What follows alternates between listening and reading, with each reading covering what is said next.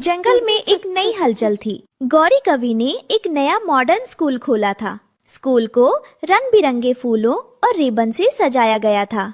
गौरी ऊंचे आसन पर बैठी थी। आइए आइए, अपने बच्चों का दाखला मेरे फैशन स्कूल में कराइए।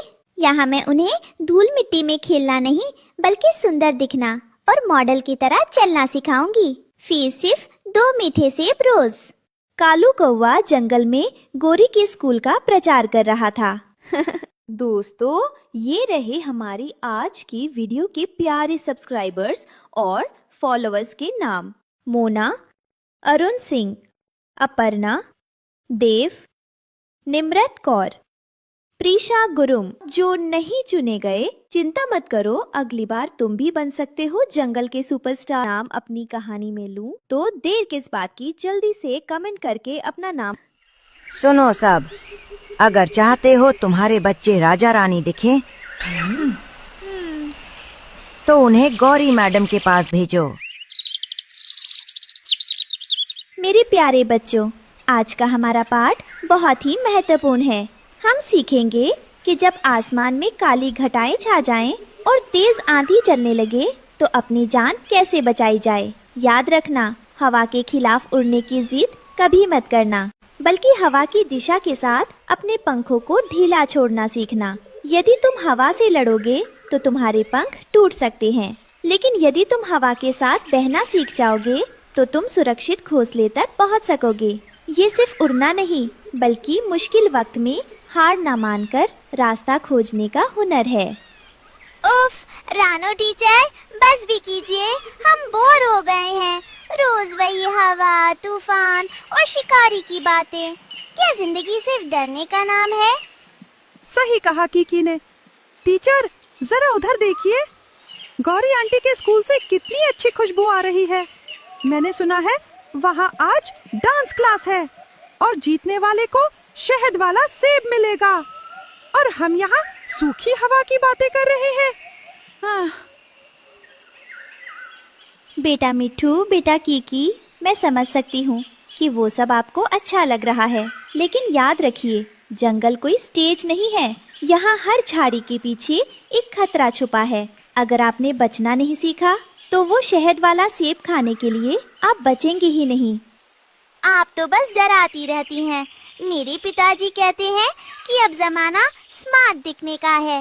गौरी आंटी हमें स्मार्ट बना रही हैं और आप हमें मजदूर बना रही हैं। हमें ये बोरिंग क्लास नहीं करनी। आसमान में बहुत ऊपर एक खूंखार शिकारी बाज उड़ रहा था। उसकी तेज नजर जंगल पर थी। उसे भूख लगी थी। आज शिकार कहाँ मिलेगा? अरे, वो नीचे क्या चमक रहा है?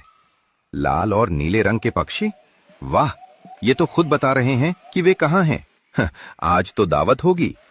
गौरी के छात्र फैशन शो की तैयारी कर रहे थे। जग्गू ने भारी माला पहनी हुई थी। अचानक जमीन पर एक बड़ी परछाई पड़ी।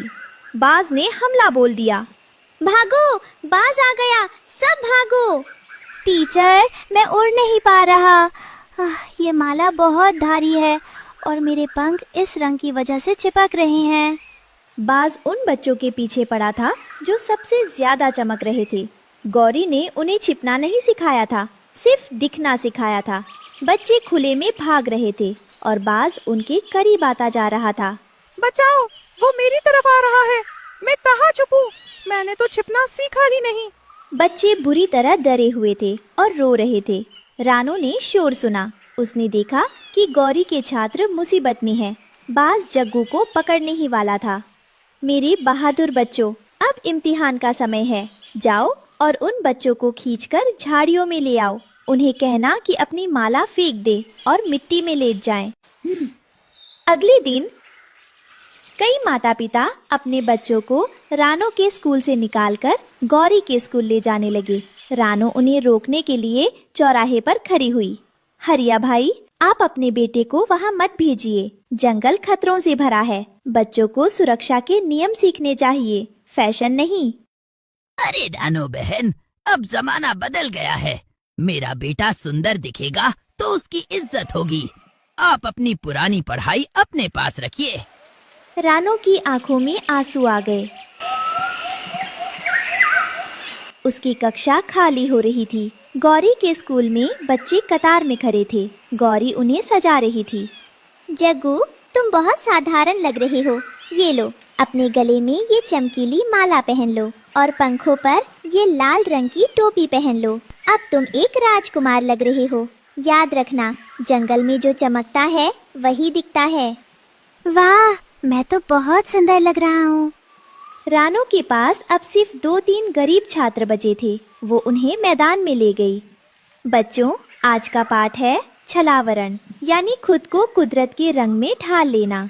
अगर कोई शिकारी आए तो इस सूखी घास में ऐसे छिप जाओ कि कोई तुम्हें देख ना सके। बिल्कुल पत्थर बन जाओ।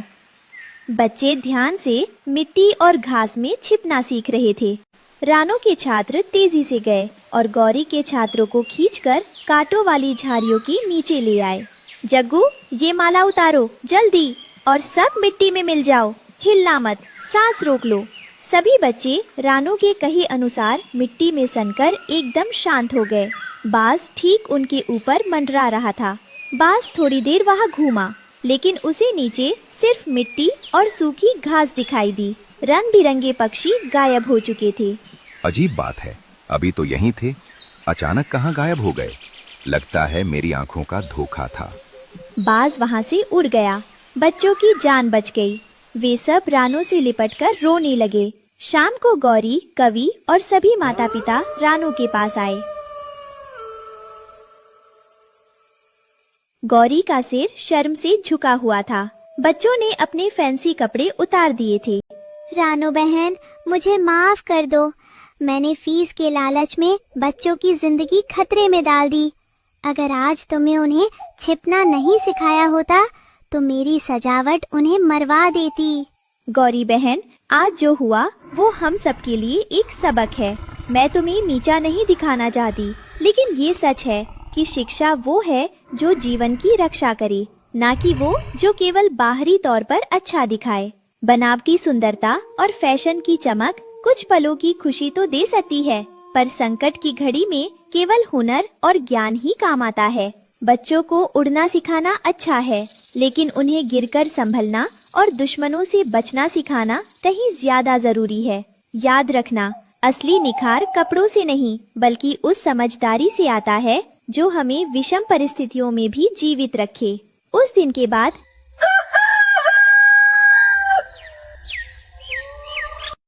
जंगल का फैशन स्कूल बंद हो गया। सभी ने समझ लिया कि असली स्कूल वही है जो जिंदगी जीने का तरीका सिखाता है।